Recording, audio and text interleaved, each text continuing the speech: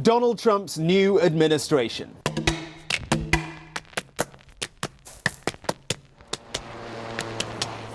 The big government appointments are in, and it's causing a stir. Children are dead, and you are wasting my time. No, I don't think I've washed my hands for 10 years. The bear was in my car, and I didn't want to leave the bear in the car, because that would have been bad. But who are they, and what does it mean for the direction of Trump's new government? Now, first off, I'll just say that by the time you're watching this, things may have changed. Remember Trump's last government?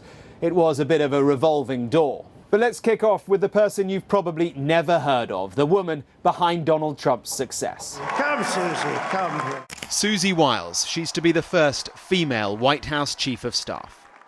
67 years old, she started her career working for Ronald Reagan. Susie likes to stay in the background. She is the political tactician who managed Donald Trump's campaign.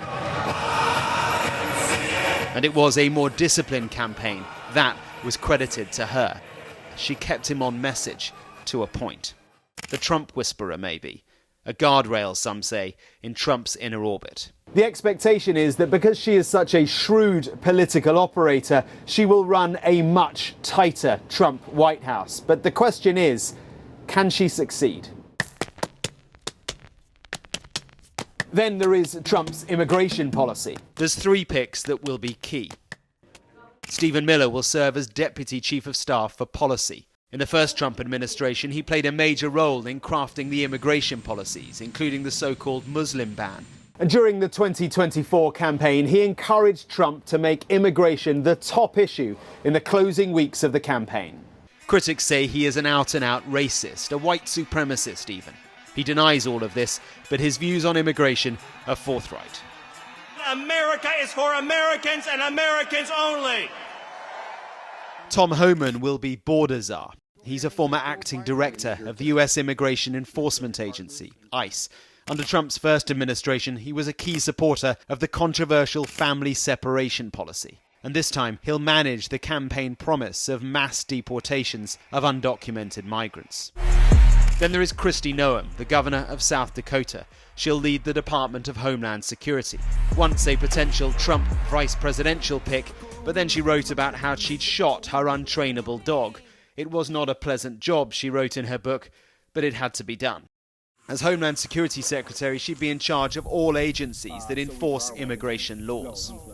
This trio will be the team behind Trump's key policy pledge, the largest mass deportation in US history.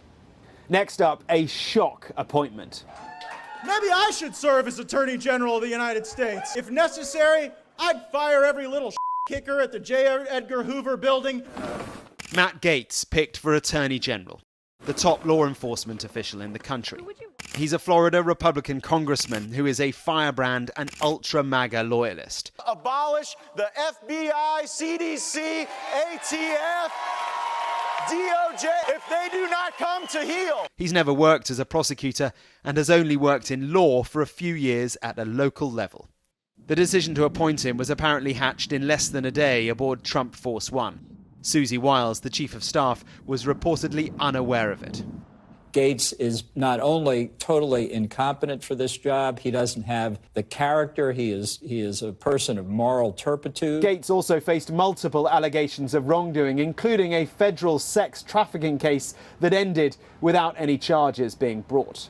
Gaetz has now resigned from Congress 2 days before a House Ethics Committee was set to vote on releasing a, quote, highly damaging report outlining a separate investigation into him. His resignation now means that the committee has lost all jurisdiction over him. For Donald Trump, the appointment reflects the sort of Department of Justice he pledged he would create, one that will do his bidding.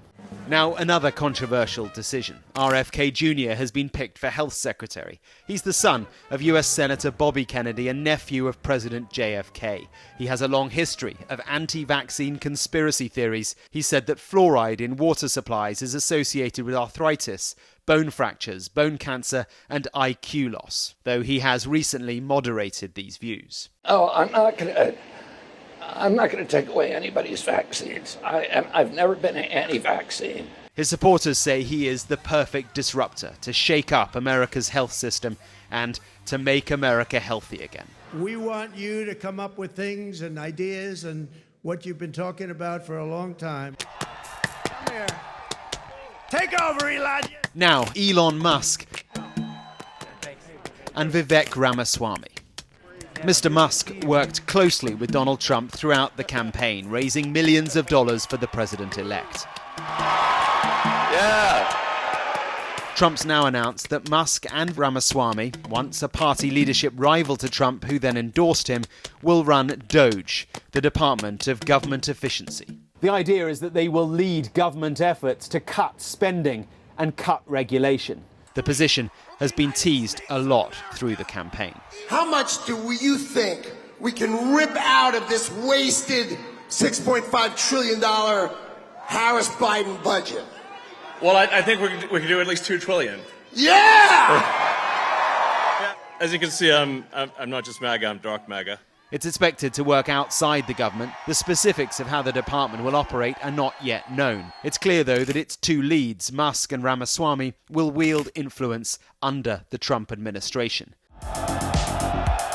Elon Musk in government could come with some serious complications, though. He's got extensive financial holdings with government contractors, meaning there is plenty of scope for conflicts of interest. When it comes to Donald Trump's foreign policy appointments, you can pretty much break them down into those that are America first and those that are more traditional internationalist Republicans. Let's run through the America first options. Pete Hegseth. I'm Pete Hegseth, in for Jesse on a Friday night. Just announcing that our own Pete Hegseth will be his Secretary of Defense. A genuine surprise pick by Trump, not in the running, and his critics say he is not qualified. He served as a major in the National Guard, with tours in Afghanistan, Iraq, and Guantanamo Bay, where he defended the waterboarding of detainees. But he has no experience of leadership, of leading one of the world's largest government departments and the most powerful military on the planet. What he does have, though, is Donald Trump's shared vision of what America should look like. China is a particular focus for him, and he recently spelt out what he sees as deep flaws with America's military. We're always a decade behind in fighting the last war, whereas China's building an army specifically dedicated to defeating the United States of America. Next up, meet Mike Huckabee. Former governor of Arkansas, now tipped to be Trump's ambassador to Israel. Donald Trump says Huckabee will work tirelessly to bring about peace in the Middle East. For plenty in Israel, he will be the perfect pick. אני מתכוון בעזרת השם להוביל בהמשך החלטת ממשלה שקובעת שממשלת ישראל תפעל מול הנשיא החדש מול הממשל החדש, של הנשיא טראמפ, מול הקהילה הבינלאומית להחלת הריבונות הישראלית ביהודה ושומרון. For the Palestinians, though, and that quest for a two-state solution, difficult days ahead seem likely indeed. Huckabee has said there is no such thing as the West Bank, that Jewish settlements are legal, should be expanded, and if Palestinians want a state, they should go elsewhere. We must stand up. Stand up against powerful politicians from both parties who sit in their ivory towers, thinking up new wars to wage, new places for people to die. This is Trump's pick for the Director of National Intelligence, Tulsi Gabbard. She would be in charge of all of America's intelligence agencies. Gabbard was a 2020 presidential hopeful for the Democrats, an Iraq War veteran now deeply critical of that war. But she has no experience at this level and no intelligence background. Critics are shocked at her appointment. Clearly, Tulsi Gabbard has taken actions and made statements over the past several years that really raise serious questions about her common sense, her judgment, as well as her political sympathies. She's been accused of parroting Russian propaganda. Russian state TV has called her our girl, and she's been criticised too for visiting Syrian President Assad in 2017. The big worry among critics is that she is compromised, and US allies would be reluctant to share their intelligence with any agencies run by her. Then there are the more conventional appointments. Like Marco Rubio, a traditional Republican who has tacked to Trump over the past year. he was once the butt of Trump's jokes. They hate little Marco Rubio so much. But he said I had small hands. They're not small, are they? Now he's in the inner orbit, offered the role of Secretary of State. That's America's top diplomat on the world stage. He is a conservative hawk. He's loathed by China, watched by Russia. So what does he mean for Trump's foreign policy? Well, here's his take on Ukraine. I think the Ukrainians have been incredibly brave and strong in standing up to Russia. But at the end of the day, what we are funding here is a stalemate war, and it needs to be brought to a conclusion. He is a man America's allies know well. This is someone who's a serious professional guy who's been on the Senate Foreign Relations Committee for many, many years. And then there's Mike Walls. He's on the list for National Security Advisor, another China hawk who's been vocal on Beijing's territorial expansion and ambitions in East Asia. Like Rubio, he is not an isolationist. He has a deep defense background, and he said that America needs a disruptor like the man who has now hired him. So there they are, the characters, the team, Team Trump. Some of these choices may not get past Senate approval, unless, of course, Donald Trump attempts to push them through while Congress is in recess. What is clear, though, is that in November, America chose change. They chose a new direction, they chose new leadership, and they have certainly got that. The old establishment is out, replaced with a new one. Fresh, yes. Untested, certainly.